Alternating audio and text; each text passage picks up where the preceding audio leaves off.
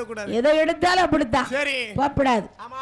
ஆடாயின் தாயாகப்பட்ட சந்திரவாரி ஜடவாரி 8 பிள்ளைகளும் அக்காதங்க 8 பேர்களும் பிறந்த ஒரு பிள்ளைகளை எப்படி வளர்த்து வராங்க? எப்படி எப்படி அம்மா வளர்த்து வருகிறாள்?